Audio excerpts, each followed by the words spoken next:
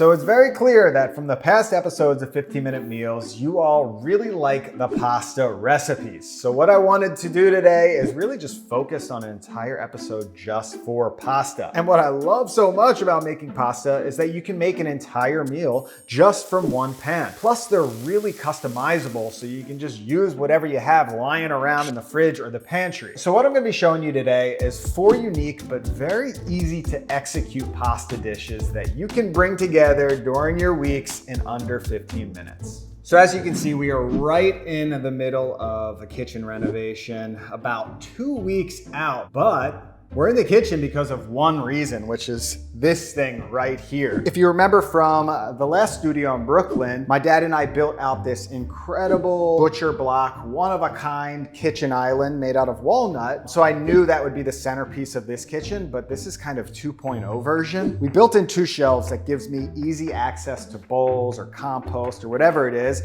And then also on the other side, you can pull up some counter stools and actually sit, which is a nice option. And this should give you a nice sense of what's to come in this kitchen. I cannot wait. But all I really need is one table, a few burners. Speaking of burners, first step is getting, ooh, that was nice. This is the first time I'm using this induction burner. Get your pot of water boiling. Get ahead of it, and then you can start prepping your aromatics. So this pasta dish is a bit unique. You're probably not gonna see it on an Italian menu because I kind of concocted it. And it all starts with the flavor that is packed into a jar of sun-dried tomatoes filled with oil. So I'm gonna get a pan on, a medium heat. I'm using a nice wide stainless steel saute pan with a high lip, my favorite for making pasta. And what I'll do is I will dump in all of this oil. We've got garlic in here, we've got basil, we've got oregano. Really fill the pan. You do not wanna hold back on fat. It is going to infuse the whole pasta with flavor. Now onto our fennel. I'm just gonna cut off the bottom root, cut off the tougher top pieces, and then slice this right in half. Give this a really thin slice, just like you're cutting some onion. The thinner you slice it, the quicker we'll cook, which is the goal for a 15-minute dinner. And then get that immediately into this pan. And fennel to me is one of the most underrated aromatics and bases of a pasta dish or soup. When you taste it raw, it's got that anise flavor, which is fantastic, but when it sweats down and caramelizes, there's not much better. We'll get a little salt in there, and we don't need any other aromatics because it's already in the oil. So while that's cooking down, I'm gonna take out now the sun-dried tomatoes, give them a roughity chop. I've got a little bit of parsley. I think this is the last ingredient that I need to prep, which is crazy. So I mean, this is all your flavor right here, which is incredible how quick it was to prep that. You don't wanna skimp on the oil. You see this fennel just really breaking down? That's because this pan is certainly not dry. We're boiling over here. I've got some nude skis, pancetta. You don't want to know my Italian accent. I'll give a little salt in there and dump.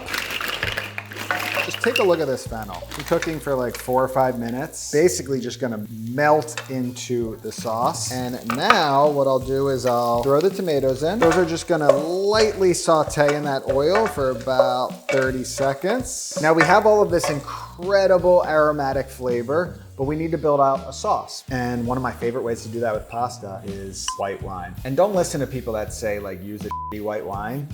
If you want your pasta to taste good, use a good white wine. So we'll just dump that in, probably about a cup. That will reduce, that alcohol will cook out. Turn the heat up. Sauce bubbling away, reducing nicely. Noodles plumping up. Be done in just a few minutes. For maybe the first time in 15-minute dinner history, we have about a minute to spare. So instead of grating the cheese right in, I'll just pre-grate it right now. Just using the microplane, my favorite way to grate parm into pasta because it's so fine and it just melts right in. That looks like a good hunk.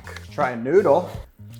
You can see there's still a good bit of uncooked starch in this. See that ring right on the inside? Now we don't want to overcook the pasta because it's gonna spend a good bit of time infusing with that sauce, probably a minute and a half away. Just take a little chunk of butter, throw that into the sauce. Pasta should be done. I think the easiest way to do this is just to bring this over here and start scooping. And you can see this beautiful starchy pasta water. Just keep letting that reduce because we're gonna use that to our advantage. Thicken up this sauce. And now just sort of gently toss. You see how liquidy that is right now? That's gonna completely transform in the next minute or two. Just crank the heat up. I'm just gonna steal a little bit of pasta water, add that.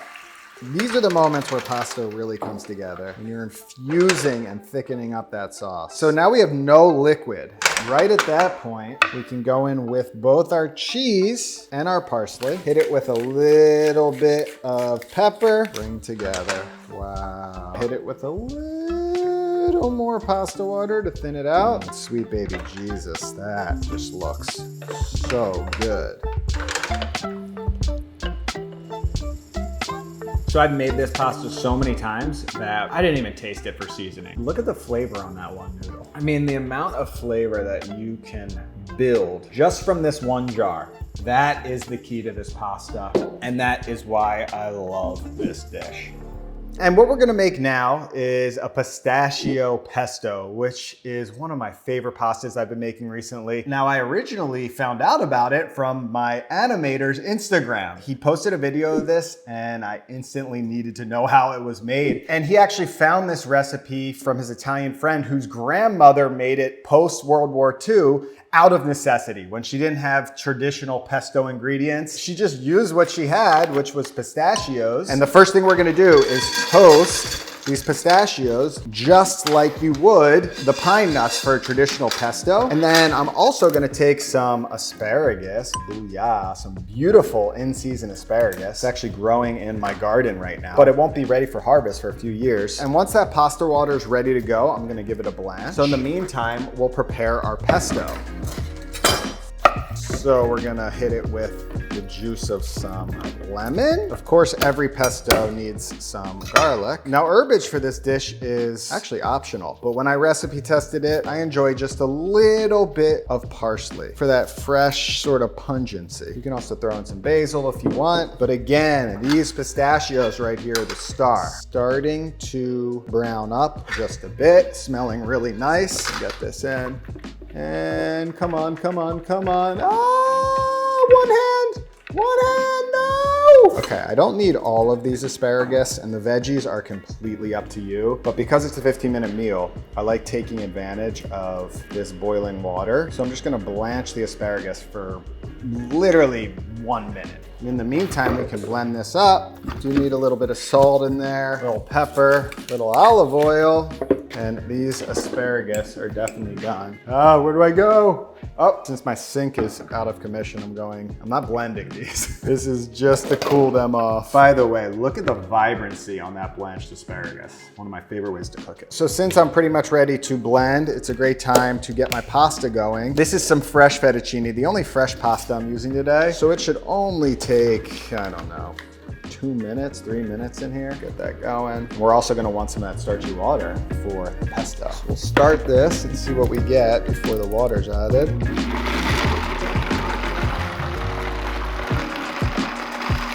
So once it stops blending, that's when we will add our pasta water. Don't do that. You're gonna need a good bit to get a nice creamy pesto. There we go. Look at that. Check the noodle. Oh yeah, these noodles are ready. This dish comes together very, very quick. I would say you can make it in 12 minutes.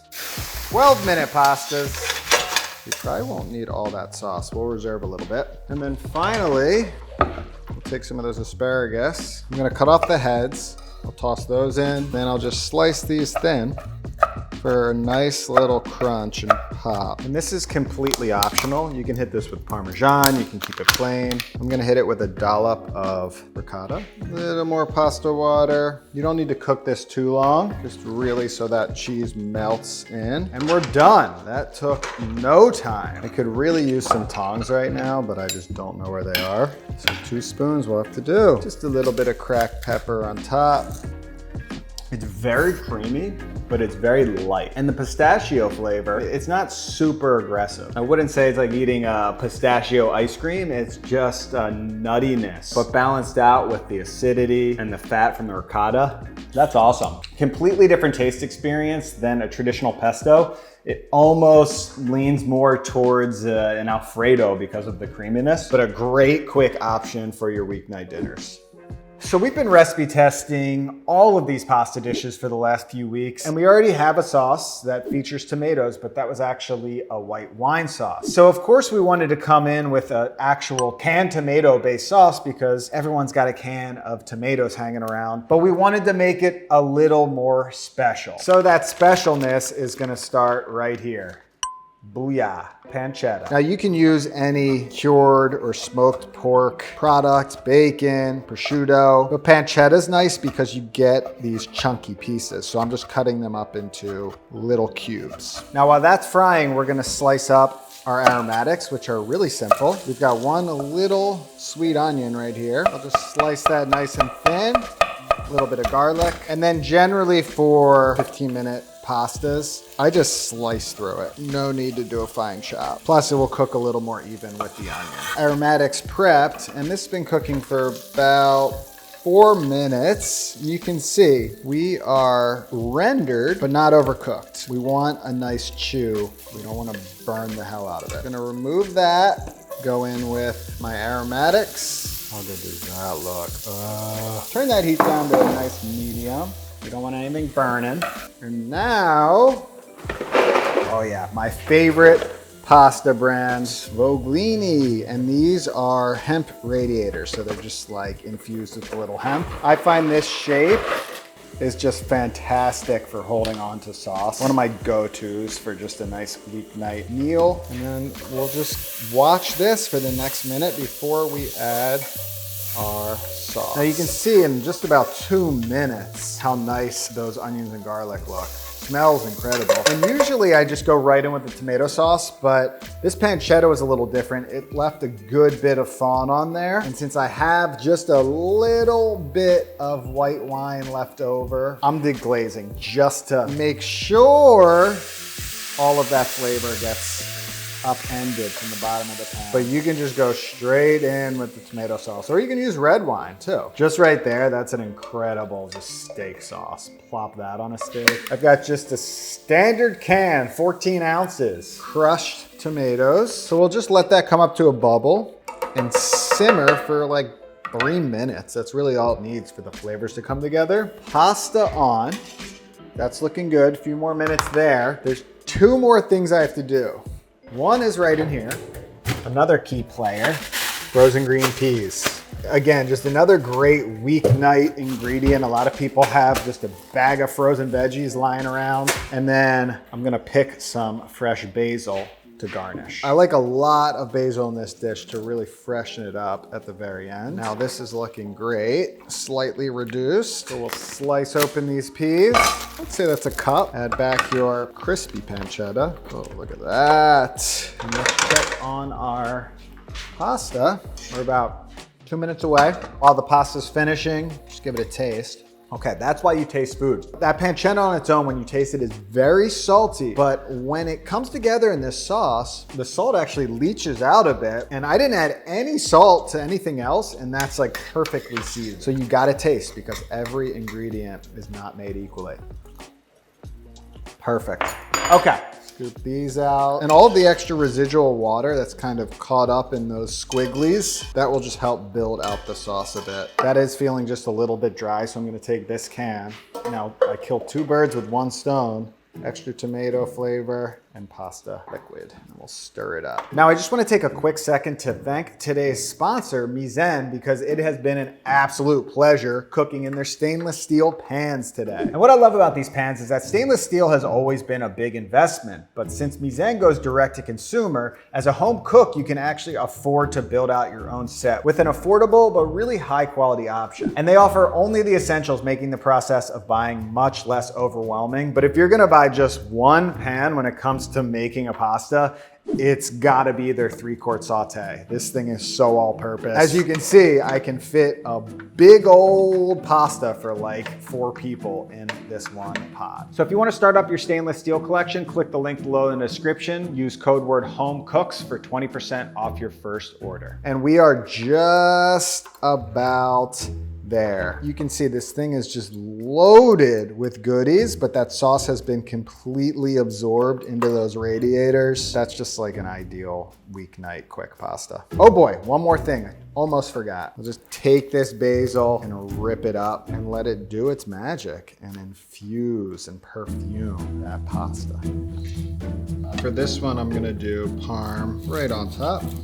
This to me is just the ultimate use up what you have type pasta. You're taking classic pantry ingredients. Really, you can use any protein you want. Most people have onions and garlic hanging around, can of tomatoes, any frozen vegetable, and you're turning it into something substantial. This is hearty, this is delicious. You're gonna love it. Your family's gonna be happy. A really fun play on a classic tomato sauce pasta.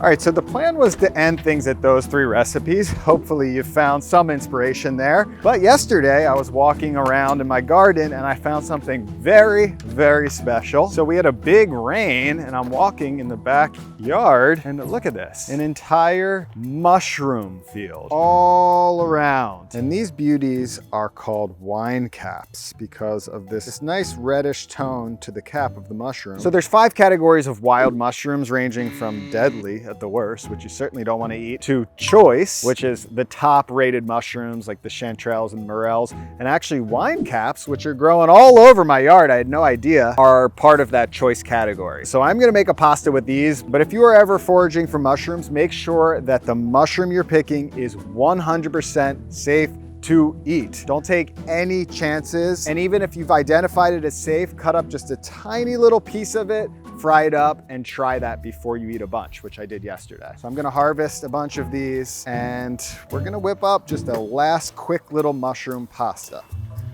So for this last dish, I'm just gonna let these mushrooms shine by creating a really simple garlicky butter mushroom sauce. First thing I'll do is pop off all the caps. The stems are a bit too woody at this point in the growth, so they'll just get composted. And then I'll rattle through all of those caps and slice them nice and thin. I'll pop all of the mushrooms in a bowl and roughly chop up 3 cloves of garlic. And then to my pan, I'm gonna add a little bit of olive oil and a whole bunch of butter, since this is one of the main flavorings to the dish. And when the butter melts, I'll throw in that garlic and just saute that on a low heat until it starts to smell nice and nutty. And then I'll drop in all of those mushrooms, which are about 90% water. So this is going to reduce down pretty quickly. And after about 2 minutes, you can see here, the mushrooms have released a ton of liquid, which is fantastic because that liquid's gonna mix in with our fat and create a beautiful sauce. I'm gonna add a touch of salt at this point, and then I'll go in with my cooked pasta. I had some elbows lying around in the pantry, but use whatever you have. And then initially that sauce is gonna be pretty liquidy, but after about 3 minutes cooking on a medium heat, things are gonna start to really thicken up. And when the liquid has gone from thin to sauce consistency, that's when I'll add in some fresh grated Parmesan cheese along with some chopped up parsley. I'll give it a final season of some salt and pepper and give that a final few tosses to bring the pasta together. Things just got very interesting out of nowhere. That's why I love having a garden. To me, my best description, the texture of a shiitake mushroom, they cook down just like a shiitake very quickly. You don't need to cook them long, but the flavor is much more mellow, more like a cremini style mushroom with a little like cashew tone, a little more nuttiness, but it's a solid mushroom. Definitely a level up from your standard button mushroom or portobello. Wow. Wow. Just a simple butter garlic mushroom sauce to really highlight the fresh product. So hopefully you were inspired to make one of these recipes at least, or just craft something from your own original take. Get creative with it. And thank you again to Misen for sponsoring this video. With quality tools like their pots and pans, it was incredibly easy to nail down these recipes and just in general to stay on my game in the kitchen. So click the link below in the description and use code word HOMECOOKS for 20% off your first order. And I'll see you in the next video.